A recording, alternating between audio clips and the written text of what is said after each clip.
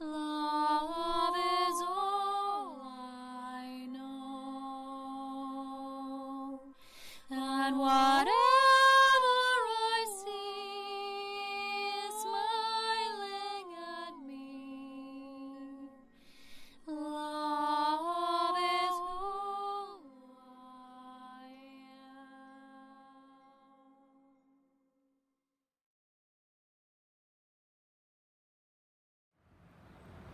So hello there everyone, and welcome to this video with me here today. Today I want to talk about what does it mean to be an ascended sovereign master on earth, because it's a stage in my life that I'm actually going through. And a master, as you know, a true master, an Illumined elder, is an Illumined being who on their journey, on their quest, on their mission, has achieved this in the physical, practical, tangible embodiment.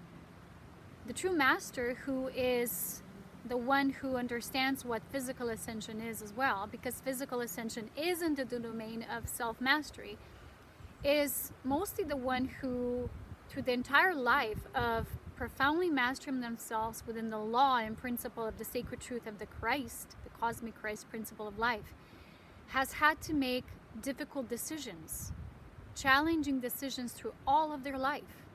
So recently I've shared with you that I went through a stage when I really, on all levels, had to take my power back. And the way I took my power back was through every single layer of inception and transgression. It came through people in my life, it came through their inception, it came through creations that were false creations, that were not truly sovereign of my desire, of my own choosing, of what is the next step offered to me through the hands of God or the hands of the divine. And you have to know, sometimes in our realm, in this world, mastery or self-mastery is presented as this vertical journey, and it's actually nothing but a mental state in which you are perceiving you're walking the steps on the ladder of spirit, but it's actually a mental processing that's not truly living through the art of the Mother's grace, that every step of your journey, every single footstep you've made was for God, was divine, was also with your own mastery, right? Leaving the legacy of the divine on earth, or wherever you may have traveled in all your initiation. So the journey of self-mastery, which so few people choose, I'm not going to say people are on, because this is a path you choose. Everyone can choose it, but it takes a specific maturity or maturation that then can lead into the path of mastery, which is all about refinement. The path of self-mastery is a path of self-cultivation and refinement. And the reason why most people won't choose it is because they're not mature enough to become masterful. And you know, someone might say, oh, I'm a fellow master in training, and they're not even there yet. When it comes to their physical, practical embodiment, they have to go through several lessons and initiations of what it's all about here anyway, which is love, compassion, and devotion to selfless service in truth. The living principle of God, the Father and the Mother of the Christ. So my life has always been about mastery. There wasn't one single step of my path, and even when I was not fully awake as Aurea in my spirit self and embodied in my presence fully, all of my life I was always very truthful. My mother always describes to me this state of the art of what I exuded even as a baby. She said with her firstborn, she never had that experience. But with me, she said she just laid there staring at me for hours, like putting a mental picture in her head saying, I have to memorize this moment and this baby. What baby do I have here? She always tells me the story that it's just my presence as a child, as a baby, as an infant, like bedazzled her. It made her feel a sensation she's never felt before in her life. And at that stage, when I wasn't yet imprinted with this whole societal patterning and the structures of this world, I was probably at the purest state, but I was still an infant, right? I didn't yet go through the steps of my journey. And she always tells me how deeply she fell in love with me just by holding me there. And she knew she just has to be present with me for hours. So she was probably already taken my light in, that she's chosen to carry me and to be the midwife in my physical, practical journey to, well, eventually help me carry out my mission plan. and eventually become a sovereign embodied master. And who is truly a master, right? Because in our realm, we think, oh, it's a man, it's always a masculine, it's always old, and they always have a beard. That's actually Anunnaki imprinting. That's not having to do anything with earth and true mastery. A master is the one who's achieved full sovereignty, as I've explained, on all levels, dimensions, realms, and densities. And all realms within their physical body attainment. So our physical body, as you know, has many layers to it. And it's not just body elemental, it's emotional body, the water body, the astral body, the mental body. And then, you know, etheric body, and all these levels that we have to refine. And a mastery is a space of refinement. But the reason why on Earth it's very specifically difficult to attain a true level of what we call galactic advanced mastery. I'm not talking about being a guru, knowing what the art of the presence of being in the now is. That's, for me, it's still a beginner stage, because even mastery has layers and layers and steps to it, right? So light beings who come here in missions, and they would refine themselves and get new advancements and get new upgrades for their being and in their service to God, new improvements of themselves, new refinements. They always choose a path that's very solitary, because they don't go and match up with anything of earth in that way. And I was always that way. I was always a solitary being. I was always just in my own space and receiving higher divine truths and principles of life that most people didn't receive. But my path, as much as, you know, it probably has been apparent through these videos, was not just about gathering this information and sharing it forth and creating a legacy through that knowledge and that apprenticeship that would be as a fellowship approached by others. But mostly it was also my own path and journey through what this turmoil of earth and all of its transgressed state and all of its inception and hologram has to offer, and how can I master myself through it, that eventually, no matter what's taking place, no matter what's happening, I am that master. And a master is someone who will always have to know that they always have a choice. Most people, as you know, who live unconsciously, and you might be awake according to your own levels and principles of understanding that's mental, and you think, oh, I'm unawake because I know what's happening spiritually. No, you know, there's levels and layers of awakening. But a masterful awakening through your sovereign mastery, is when you understand that a master is always a being who doesn't just have a choice, but masters, we create an opening of timelines and creating corridors of light that create choices. Choices are gateways, and these gateways are then for the master not just to create, but then step forth and to have an experience with. So you create an opening within the gateway, you walk through a gateway, and then you have an experience of yourself as your master self, as a sovereign being through the gateway. And because most people still live unconsciously, they live as victims to their reality. They live the reality of their parents, of their spouses, of their boyfriends, girlfriends, friends, associations, affiliations, societies, you know, just general imprint of the country you live in, or the city or the region. And now with all the electronical devices, I mean, we're getting impulsed by impulses that are not of the self. And that self, I mean the I am that I am, the true self-realized self, right? And I know many people have been approaching this from different angles, but the problem with this now is that people have a disease of thinking they know what they know, and yet they don't know. They're still at the level of needing to be so much more humbled by God and the presence of the divine before they can even look at the path of mastery, because that's how it begins. And sometimes I feel that there's stories, simple stories, that have much more truth, simplicity of truth of the path of mastery than any sort of book or new age concept you might encounter in this life. For example, Ursula Le Guin's books, Earthsea trilogies, they're actually children's books, but they're literally could be read by adults because they're so profound in their true nature of showing what mastery is. So you have this wizard, Jed, and he has to first, he gets the shadow, he has to confront the shadow, he walks his life with that shadow until he fully internalizes the shadow and overcomes it through his own mastery, which is, you know, the greatest mastery is not overcoming your obstacles as on the outside, but overcoming yourself. So the reason why I talk about physical ascension rather than other people who talk about the ascension of the planet and 3D to 5D, that's not me, that's not my understanding as an illumined being or an illumined elder, as the spirit of Aurea that I am, in the body as Polona Aurea. I don't have that understanding. It doesn't resonate with me. But for me, it's literally overcoming yourself, as in the end, you will be your greatest transgressor, and you will be your own worst nightmare. You will have these inner demons. You will have to walk through every single layer of self-doubt, no self-confidence, and not trusting yourself. And each mastery begins with mastery of trust and complete surrender, which has both feminine path or sacred feminine aspects in the essence and the sacred masculine parts in the essence. Both need to be understood. That's what I talked about. The integrity of truth combined with the surrender through love. Deep, unconditional love of devotion. Most people don't even know what higher quality love is. What is higher love? They have an idea, but they don't have an experience with it because they don't embody this yet. So how can you have an experience with something you don't embody, right? It's impossible. So even what I'm talking about here today is just my own experience. It might move someone, it might touch someone's life, and it might just be a story to others. But for me, it's my living reality. It's not just a story. I've lived this way. And I haven't just been gathering knowledge all these years.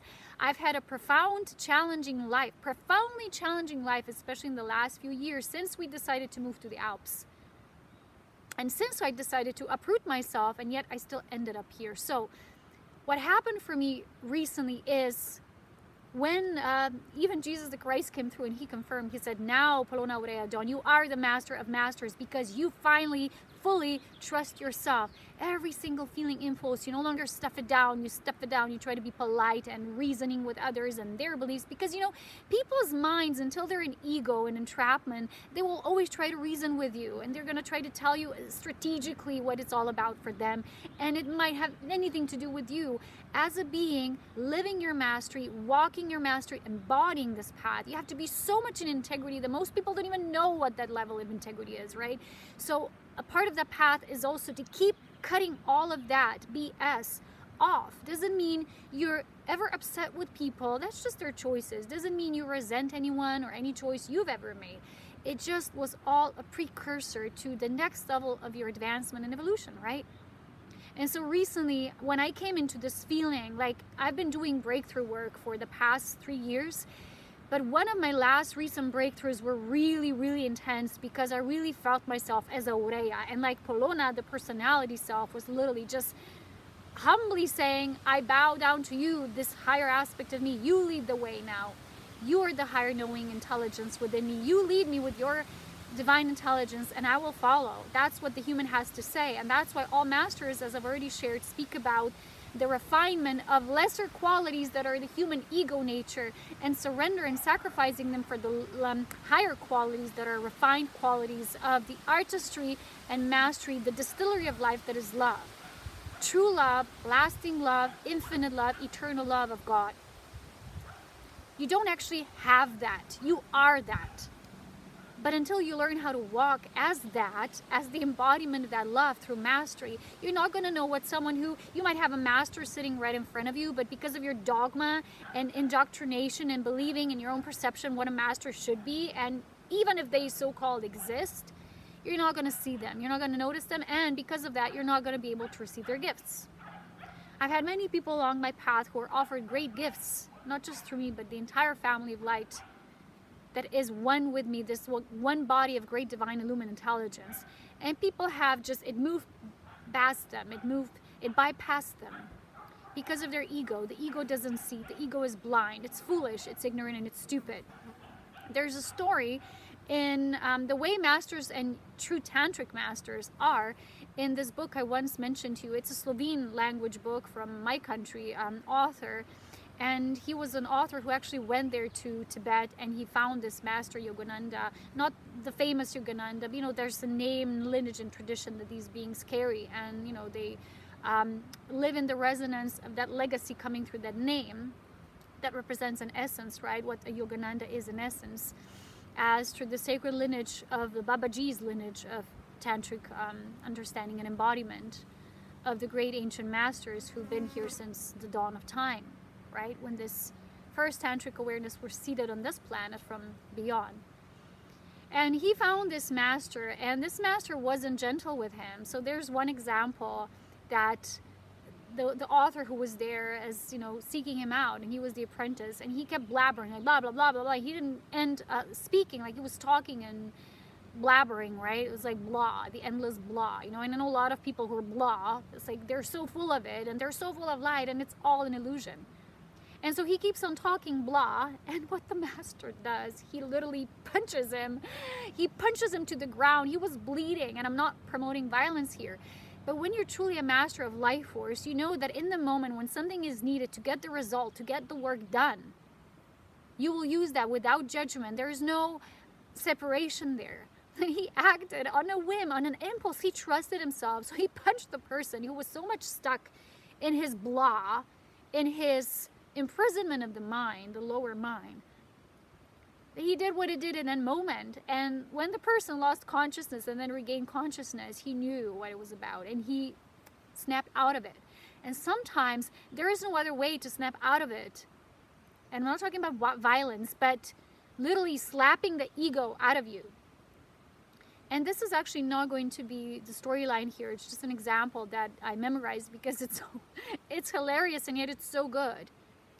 Because once you're truly a master, the divine acts through you, and the divine is not always just, oh, they're there. The divine sometimes spanks. It sometimes slaps. All to get the means done for the higher advancement, for you to remember who you truly are and your truth, not the babbling, not the psycho voices within you, not the illusions of your mind that keep telling you that's the only way and that's the options and it's all limited. And then, you know, people go to these satsangs and watch these gurus, and I've had people telling me all that they've been following throughout the years. Have these people actually changed in their life? I haven't seen it. I've never been once on a satsang. My satsangs were with me and my spirit and my own mastery and my own Illumined Elder team.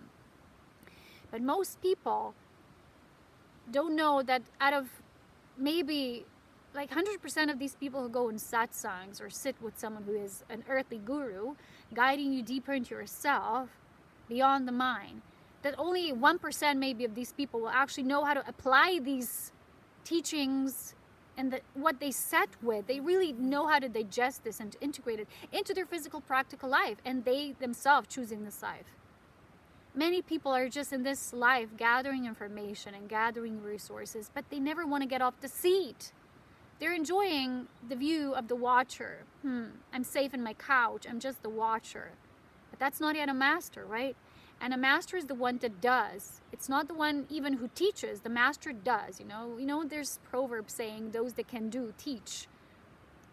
That's why all I do, I'm sharing my own mastery and all the insights I get along the way as I work through the distillery of life that is spirit and the embodiment that is the Christ, okay? So recently I had to make some very difficult choices and decisions. And literally God said, these were difficult choices, but when you made them, you finally put a stamp on it, right? You put a stamp on who you truly are. As, you know, people now in this realm always think the woman, oh, if she has awareness, she's a goddess. I'm not a goddess. I'm the feminine Christ master. That's who I am. I've embodied that. I've worked, toiled, sweated, experienced deaths, numerous amounts of them, rebirths. And when people come to me and they expect me to be this mirror that they want to see in me, like, oh, you're just this Polona, this girly girl, or someone I might have known in the past, or someone I might watch in the videos, or I obsess over. You know, I have this a lot throughout my life. That's not me. I don't know who they're having this relationship with, but it's a very unconscious relationship when you're not really present even with yourself. So how can you be present with the other, right? And it's not easy to be a feminine Christ master because the feminine on this planet is still scorned. Back where I come from, we are adored. We are seen as the queens who go on these advanced difficult missions to bring this path, like bring it closer to others who have forgotten about it. That it is an option, it always has been, and that it's not a more difficult path, but it's actually the path that it's easier. It might require more work, but it's easier because when you choose isolation, separation, and a constant spinning around and looping, it's not really an easier path. No one can tell you that because it's not the truth.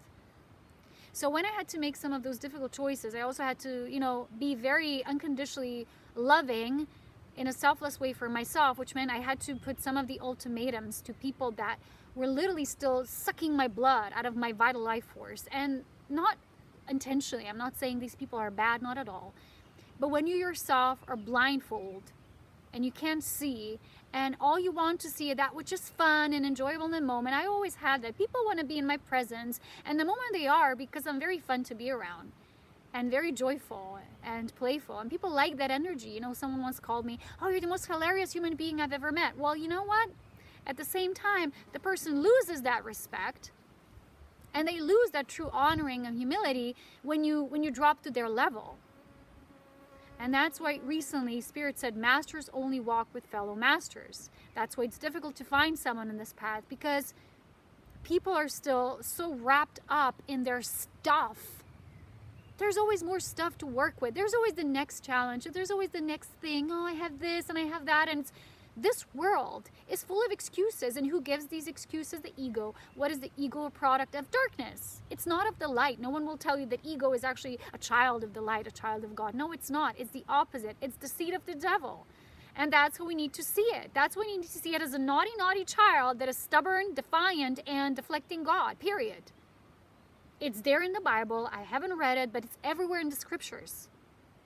And when people read about ego, yes, it's like this, you know, but they never see it when it comes to them. No, it's not me. Everyone wants to see themselves as this fully realized being, and yet why are their lives so challenging? Why are they sick? Why are they suffering? Why can't they choose love? I don't understand how people think that you can be a master and at the same time be like that. And I already have spoken that this is not the same as the challenging pathway that one as a master in training has to walk through in order to finally crystallize themselves as the master in the Christ. It's not the same, because you're working and toiling through the darkness. You're not avoiding darkness and therefore creating more karma for yourself. It's not the same. Beings of the Christ, chosen ones, and walking through this mastery in the distillery of life, they keep on walking through the dark. And as you're walking through the dark, it's not peachy, it's not rosy, it's not rosy tinted glasses navigating your life story. No, it's going to be ugly and sometimes miserable, but it's what it takes. You have what it takes to get through, and that's how my life was. So recently, the last difficult choice was when I was going through what all is still in my reality that's still has a seed of transgression in it, right? And then we have this night. I was contemplating on this, and then this night happened. And there was this night that was just yesterday, actually. It seems such a long time ago because I made such a huge shift and expansion afterwards. But this night was really difficult because we have, for a few weeks now, real huge problem with the animals. So yesterday, you know, these furry creatures that are night creatures, and they kept on coming here. And I literally saw one about a week ago for the first time. I just really wanted to see one. And there they were, coming at every night, right, before they go out. And they walk through this cable wire that goes up to the house. And the roof is poor, as you know, so they go in, and it's very noisy and loud. And what happened yesterday, I've actually realized when we started watching them that there's actually at least 5 of these animals here. I was counting their heads, and they were just going and up and down, and it's super loud. And I was like, this situation here in this house will never end, because I don't talk about this so much here publicly on YouTube, but I talked about it on Patreon, how this house, since we moved here, has a hologram. And each time in the dream space, when I'm in that hologram, this house is falling apart, breaking apart. Then there's nothing but work and leftovers of other people that I have to then repair and fix. And it's not what I came here to do. Who does that, right? Who gives you work load, Sisyphus, right? Sisyphus rock that you keep on pushing up, but then it always comes back down.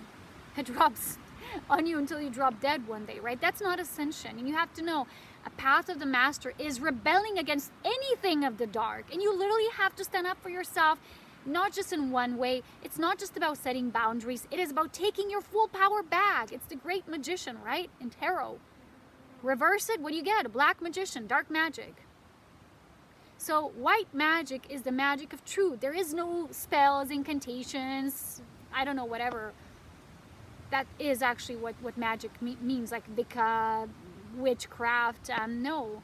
White magic is the magic of truth, of clarity, of purity and innocence of God. And each time the life shows you a different story. You have to see what was created as a conscious God sovereign creation and what wasn't. So after, you know, having these breakthrough points in the last few weeks, one after the other, like they were falling like dominoes, finally that my master was cracking through all of it, right? And suddenly I realized the last transgression is this house, because when I moved here, that was last year, exactly, let's say a year ago. As you know, we had this roundabout journey and we didn't have much choice. And the last place we were in, the woman was kicking us out literally. And how do you buy a house when someone's literally kicking you out? A house is not something you buy overnight. It's not an easy decision, right? Not in the earth plane, right? It's not like people think, oh yeah, just manifest with your thoughts and your vibration alignment, it's all gonna work. You know, I had people who were telling me, oh, you probably don't know how. No, I had a session, right, with someone who's supposed to be a healer, and they literally said to me, and I sensed judgment in that, because they said to me, oh, if you're so high and advanced, then why can't you just create something better? And I'm looking at them like, you know, screw the F out of this whole bullshit, because people don't see. Wake up. It's not about the freaking law of attraction. Not for everyone, sorry. The path of mastery is, you have to know that the moment you walk your path consciously, you're not going to be favorite of the dark. They're going to do everything in their power to mislead you, misguide you, put things under your feet to make you run instead of walk normally towards your direction, and to not receive your divine gifts. Because there's a woman prophet who once said that, you know, the moment the devil knows your divine heritage and they know your gift, you're supposed to receive that because it's of God. It's your chosen destiny. But what the devil does, right, it gives you something like like a precursor to that. It's kind of like it's a misguided experience when they give you a counterfeit. It's not a true divine creation.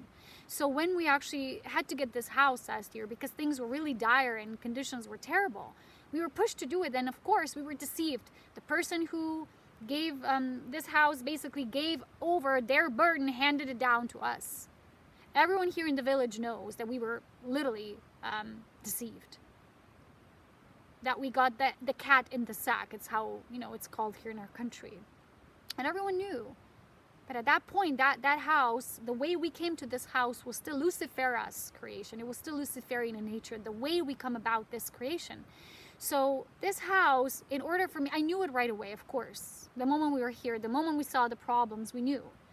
But we couldn't run away from the problems anymore. We had to face our challenge as the living masters of the Christ. We kept on persisting. But all this year in this house, there was nothing but trouble, stress, right? And we knew that our physical ascension journey is beginning and we need our preparation work. And in order to have that, all we need is peace.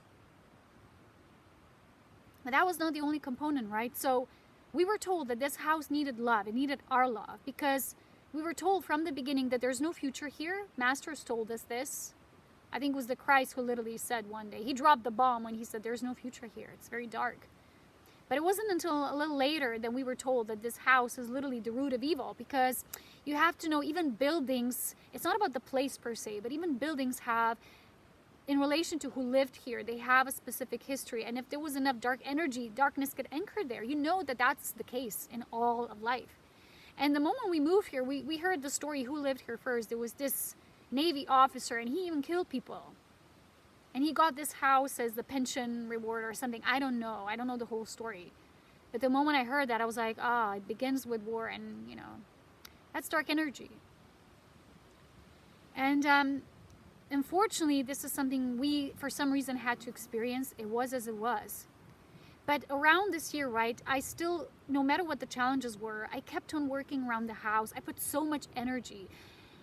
I had to do a lot of heavy lifting, like in the winter with the snow. I'm not going to even tell you how much my body suffered because of that. And we had no masculine assistance, no help, no one. People just saying, oh, Gloria, thank you for your guidance. And no one knew that we're here suffering. And I made the video about a roof and the situation, and no one even responded, like nothing. People are like, we don't want to hear. That's okay. Because, you know, the thing is, with transgression, if you don't have loving compassion, if you don't understand that the reason for existence is to learn not knowledge, but the art of compassion, love and compassion, and devotion to service, that's selfless in nature, not self-gaining, self-controlling, because that's dark. That's darkness. That's how innocent little being became Darth Vader, right? We have the story in Star Wars. They were just a human man. But they were stubborn, and because they were stubborn, how did they become very, very dark? I know people who are very stubborn. I know specifically one person who's very stubborn. That all leads to a road of darkness. It's not a good trait to have, okay? And what I'm saying is, until people learn that it's not all black and white and you can't judge and you don't want to listen to what's truly being portrayed and presented to you, and you can't build a space of love and compassion, you're going to be here toiling within the hologram for many, many years to come. And not probably only years. And the souls who won't master this simple fact, they won't move on to the next platform, right, of reality, the new ascended realms. And so, because we knew that our time is approaching and it's nearing the time of our return and coming home, we also knew that we need preparations, right, for ascension. So what took place, right, yesterday, there was this huge breakthrough. And in the morning, we just sat down in transmission and asked ourselves, what do we do next? I don't know. Because it's always going to be the next thing. And then I went into the transmission and they were showing me, the answer wasn't, oh yeah, call this person, get this help, do that. No, the answer was all about ascension. It was all around ascension because that's what my life choice is. And it's what I came to demonstrate and embody. So it's not always been easy because of that integrity of what physical ascension means. What the choices pertaining to that mean, right? And what they require of you as a human being. And I've had people around me who just take me as just this girl, and they're blindfold. They don't see all I've shared through the years. They don't see the wisdom. Maybe they think it's coming from somewhere up above and I'm channeling it above my head. No, that's not the case. It's all in me. It's not channeled by this ET being or an extraterrestrial presence, as you might call it. It doesn't come from a ship. It comes from organic intelligence that is illumined and completely divine and immaculate. And it was there within me since I was a baby. It was always there within me, and I was always feisty and determined. I couldn't let people BS me. And people who know that side of me, which is kind of very cut-offish, these people kind of fear me sometimes because they think, oh, I'm just judgy. It's nothing to do with judgment. I just know what is the wheat, what is the chaff. I know what is BS and what is the truth. I know when someone's in integrity and when they're not. And the reason why before I wasn't yet fully masterful is because I didn't yet express this fully, unconditionally, with complete trust in myself. I was still doubting myself. I didn't always express things. I was holding things inside. I was trying to be polite, and politeness is not a domain of masters. Truth is. Truth is. And truth doesn't always come in beautiful packages and forms, right? Like a nice little brand of makeup. It's really raw sometimes. That's what I'm saying. And so when we sat down in transmission, they were telling me, the hardest thing, they said, the hardest step is the breaking apart, the breaking away. And I knew what it meant in an instant, that we're going to be moved into transition again. I'm like, oh, what the F? We're going to need to leave again. And I was actually dreaming the whole night of the Six of Swords card in Tarot, you know, the transition into calmer waters, from rough waters. And I'm like, oh, dang. And I knew we have to sell again. I just knew what we have to do. It was a difficult choice. But remember again, in instant, quick knowing, the master within me had an impulse of knowing. Aurea was like, this is what we're going to do. Without fear this time. This time they said it's going to be a conscious creation. Because I've already witnessed the unconscious aspects. I was already played, fooled around, deceived, hoaxed numerous amounts of times. Yes, that's how we learn. It doesn't mean you're not on the path of mastery. People who are not on the path of mastery are not those who are making mistakes and almost falling and then picking themselves back up. It's people who are lying there, sitting or lying down comfortably on their couch, just watching, thinking that the whole universe is unfolding around them. God loves me so much. I'm just going to get all my gifts showered onto me. No, my dears, it's not how things happen, especially ascension doesn't happen like that. Ascension is not an event. You create your ascension. You don't just ascend or go somewhere else. You create it. And because I'm so conscious in my creation, and I know what ascension requires, and it will eventually require my complete peace and knowing, and that beloved merge, which I talked about recently in my Patreon video for the next Illumined Union update, which they called the descent of the true counterparts, which is your spirit beloved coming. And you have to fully merge, tantric in your essence, and become one. It's almost like the other half comes to get you, like you meet halfway. And that's a processing. It doesn't happen when someone said to me recently, oh, you're going to be lighter and lighter, and one good day you're just going to be lying outside, poof, and you're going to go. I'm like, where the hell did you get that idea? That's not masterful. That's new agey. That's wishy-washy. That's programmed. Everything in this realm that is about mastery had to be earned. For that to be earned, you had to learn things, right? Not about knowledge, about yourself. The greatest knowledge is the knowledge of yourself, your capabilities and gifts of God. Not like, oh, someone said, I have this gift of vision. I'm a divine seer of God. You know what? The greatest gift is to be like God. God doesn't just see, God creates in an illumined way. That's truly for me the ultimate gift of God. That's what masters have. That's how masters live. And each one of them is unique in their own refinement, in their own mastery. They're not all the same. We have masters in different rankings, different groups, different aspects of life. Yeah, we need different aspects. Each one of us will master ourselves to a different aspect that's more essential to us on our path as a sovereign I am being. But in our trait, in our mastery, we are a badass. And no darkness can play around our playground, no. And when you get like this, and when you're like this, you're not a goddess. Oh, you are a master who rocks your world, your own world. You know how to rock your own world. And sometimes it's tough, yeah, and sometimes you're going to have to go through another roundabout of something, but not to repeat something again. But this time, like I said, it's going to be a conscious creation. You're going to receive and create that consciously, not just through guidance. Everyone now in the New Age is, oh, guidance, that's my guidance. You know, guidance can be a deception too. You have to learn what feelings that are impulses of life force. What do they teach in Star Wars? Feel the life force. Be one with the life force. It is literally, the main language of God is not a vision, a picture they show you. It is the life force impulse. And it's a deep feeling that you can only cultivate when you're fully in your body. No way around it. Sorry. And so once you have that utter trust, utter respect for yourself, because people might not show you respect, but when you respect yourself, they're going to be forced to kneel down, bow down, and no longer disrespect you. They might still have to learn what true respect is, and until then you're going to send them to their cave, because that's what a master does. It's not doing things out of hate. You do it out of love, because you want everyone to meet themselves as a fellow master too. But until they are one, until they choose this consciously, you're not going to tell them, there, bravo, you are, when they're going to be making mistakes that are basically a fallen light. And I'm learning this about people when they come into my life. When it's good and it's all about the light and they're getting all the guidance, they're so excited about it. When it's time to work and do the nasty, stinky.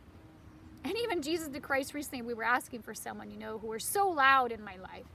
The person was so full of it, And I asked, and Jesus said, do masters just pop up out of nowhere to manifest for this being and work with them? Just like that? If they're really not willing to demonstrate the true qualities of what mastery is. No, that doesn't happen. So usually you have to be really watchful, because darkness will also send you counterfeits, even as guides. You have to come to a master. They don't just manifest one day. They're like, ooh, hi there. Hi, Jesus. It's now all out there, right? That this is like this. Oh, this being just manifested right there. Have to be really watchful of those tricks. Because just like that person in the book called The Wizard's Apprentice had to go there and seek a master out, because they consciously decided, they said, I want to be a tantric. That person said, I feel that's my path. So he went out to get it. He didn't just say, oh, I want it. Please, God, manifest a master in my life. Boop. Oh, I'm so special. I'm the chosen. I just manifested a master around me. So why would I even need a master, right, if I can do that? A tantric guru, whatever. It doesn't happen like that. And whoever watched my videos for years and didn't get my messages in the right way, they thought they were all about knowledge. Certain things I had to get across. But without mastery, you're not even going to know how to use them. If you don't walk this path with total reverence and humility and simplicity of God that works in such a mysterious way, but until you truly become the mystic, now in the New Age, everyone calls themselves a mystic. And I'm just laughing, because everyone's an ascension guide, everyone is a guru, everyone is a goddess, everyone is a mystic. And then why are our conditions so dire here on this planet if that's the truth? I ask you that sincerely. Why is this hologram still intact if we have so many great, powerful magicians here living on this planet? Because truly we don't, my dears. It's an illusion of thinking you're something, and that keeps you in a state of entrancement. You're in a trance, and you're in the path of least resistance, not doing the work that should have been done by you in order to get there and embody that. And that's the greatest trick the devil has played, to convince you it doesn't exist and that things are just given and handed out to you. because God loves you so much. No, God loves you so much that he created you as its own extension, that you will also one day be able to become just like God with all God's gifts. But not without loving, humble devotion to God and what God truly is the essence of all life. Everyone who's vain and stubborn and eager to pursue knowledge instead of truth will fail. I keep on failing, and God will keep on saying, well, then we meet next time, and then we meet in the next life. God is freedom, right? You choose. But I know my life, and I know my play, and I know that for me to get to the last chapter of my life, which is literally physical ascension and home leaving and merging with the true counterpart, my spirit beloved, it takes some things that I will have to also do as practical steps, and they're not going to be easy. And I will take some time to really process this and make these decisions that I now have to do, because I'm not getting any sleep upstairs because of the rumble and tumble we have at home. So it's going to be very intense for me. I will, for now, share what I'm receiving on Patreon. I also won't reveal all of the journey and the steps, because as a master and in my own embodiment, I have to go through them. And when I go through them, I will probably sit down with you and share again. But I am where I am now. And I think this was a wonderful opportunity to talk about this from my own experience, not out of knowledge. I've never actually talked about knowledge. Nothing that I shared came from books. It was something I maybe saw or triggered me, and then it triggered me into, oh, I will explore this venue. Yes, yes, yes. And I never was about theories. For me, it's all demonstration. And people, when you say to them, you need to demonstrate, they didn't even know what that means. They're like, what does it mean, demonstrate? I know for some people that can seem weird because they don't have a practical experience. But you're not really demonstrating to another. You're demonstrating to yourself first, which means through self acts God. So you demonstrate to God first, and only then you can actually demonstrate love to another being. If you don't have self-love, how can you love another? If you don't have self-respect and you're always self-conscious, then how can you truly respect another? So until people are like this, and you're truly a master who would give anything for them, but they wouldn't do one single step, you have to let them go and let them be. You have to surrender them to God, right? It's the only rightful thing. And people want you because you're the great source of magnetic connection or something in their life, or a source of humor, entertainment. But that's not really what a master is. A master is not there to entertain you, my loves. A master is there to keep pushing you towards the direction of God. God as the only true embodiment of truth that you can ultimately become, that you can choose to be as well. So that's my story. Some difficult, tough decisions before us now. I'm very much in that energy now. I have to be, as you can see. But I've made some beautiful videos on Patreon. I did sequels of the current union continuation journey. If you're ever called to support my work, not just watch it, or, also learn from it in the advanced content I share on Patreon. The group is called Illumined Ascension. You're always welcome. You're also welcome to visit my Telegram page called Ascension Pioneers. Ugh, my old name. Yeah, and I sometimes do these daily updates and readings. I might share montages here and there. And until we meet again, I hope that you will take time to know that masters don't blah, blah, blah discuss. Masters sit and contemplate. We sit with spirit a lot. We need to sit in silence a lot. And if your mind is not silent, you don't get it. That the devil, the darkness will always in this realm. This is a 3D. This is a freaking wheel. It will always give you the next thing to do and the next. And you're always going to postpone your spiritual advancement for later. And because the reason I know my ascension is near, I can't postpone it any longer. I'm going to freaking lose it, right? If I postpone it any longer. And staying here would just indefinitely postpone it, because I can't even explain the amount of shackledness we feel here. And the energy is just, it's unsolvable. And we didn't come here to solve the problem of this house. We came here to ascend.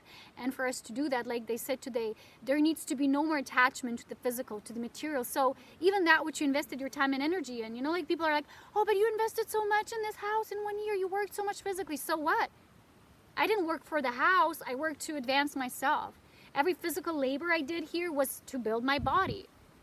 Every investment I put in the garden was to keep on the living spirit of beauty alive, the spirit of beautification, to not give up and see everything is dark and gray and dull.